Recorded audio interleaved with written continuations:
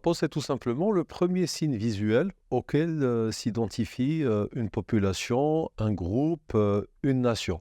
En fait, ce bout de tissu est loin d'être un simple instrument, c'est un symbole, un emblème qui reflète généralement les valeurs, la trajectoire et les ambitions d'un groupe plus ou moins large. Dans un premier temps, le drapeau était un élément d'identification dans les champs de guerre. Mais un changement fondamental va advenir avec l'émergence des premiers États à ambition centralisatrice en Mésopotamie, en Égypte, en Chine, en Inde et ailleurs, à partir du troisième millénaire avant l'ère commune, pardon. Et ces pouvoirs vont utiliser ces objets pour donner à voir leur centralité et leur supériorité par rapport au sujet qu'ils gouvernaient. Ce n'est qu'autour du XVIIIe, XIXe siècle que la conception du pouvoir va changer en quelque sorte de main, d'étendard ou d'emblème dynastique, pour ne pas dire royal ou impérial. Le drapeau va se transformer en un emblème national. Il reflète désormais les attentes et les ambitions de toute une nation. Comment le drapeau du Maroc a évolué au fil du temps? Nous n'avons d'informations fiables sur le drapeau qu'à partir du XIe siècle et la fondation de l'État marocain par les Almoravides. En fait, les fondateurs de Marrakech, notre première capitale nationale, sont la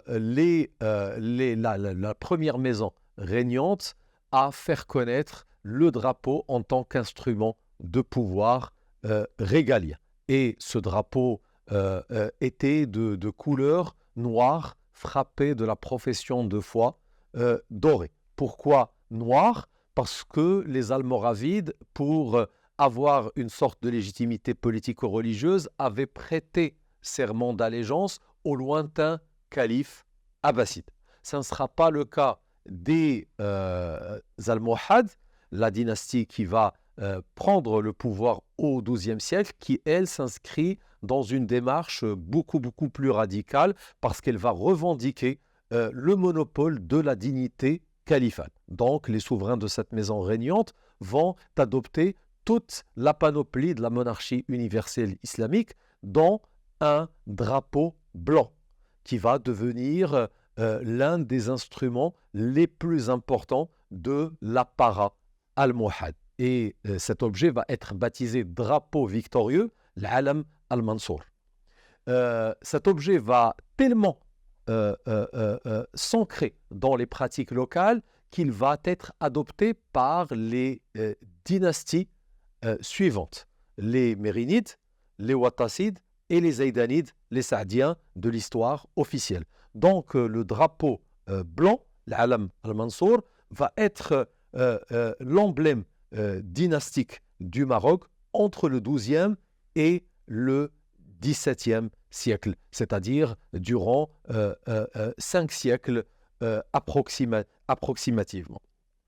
Donc, pour l'instant, nous avons 2 drapeaux dynastiques, un noir et un blanc.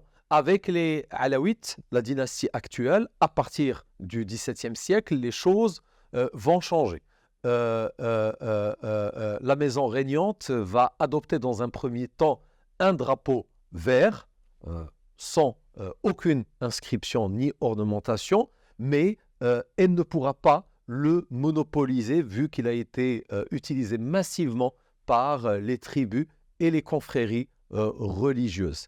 Et pour pallier à ce problème, les souverains, notamment Moulay Ismaïl et ses successeurs, vont adopter un drapeau rouge en s'inspirant des corsaires de Rabat. Bref, entre le XVIIe et le XIXe siècle, la dynastie alaouite va disposer de 2 drapeaux. Un vert qui reflète son autorité religieuse et un rouge qui reflète son pouvoir politique. Et ce n'est que vers la fin du 19e siècle, à la faveur du contact avec l'Europe promotrice des idées modernes, notamment en relation avec l'État-nation, que le drapeau rouge va se transformer en symbole étatique. C'est-à-dire, il est un petit peu le symbole visuel qui incarne l'empire chérifien. Et cet état de fait va durer entre, grosso modo, le début des années 1870 et 1915. En 1915, les autorités tutélaires, en concertation avec les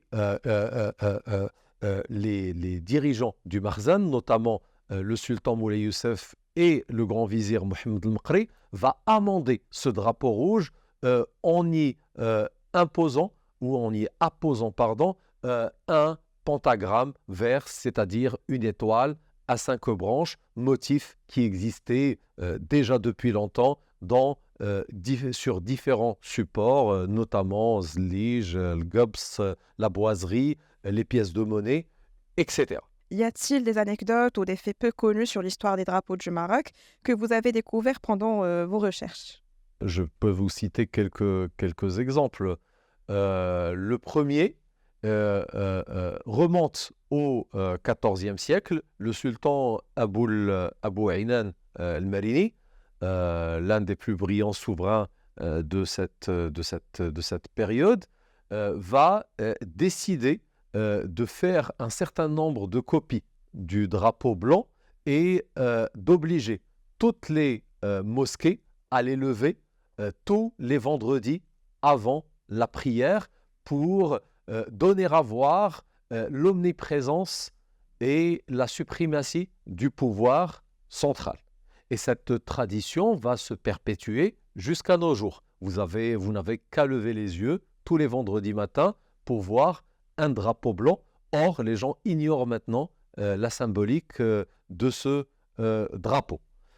Autre anecdote, en fait, le drapeau au XVIIe siècle va perdre un petit peu de sa centralité en faveur d'un autre symbole qui va émerger, lui, à partir de la fin du XVIe siècle, l'ombrelle que l'on voit toujours dans les cortèges royaux jusqu'à maintenant. C'est cet insigne qui va devenir l'objet par excellence du pouvoir marocain à partir de la seconde moitié du XVIe siècle et va devenir un élément central du dispositif légitimateur de la monarchie sous les Alaouites.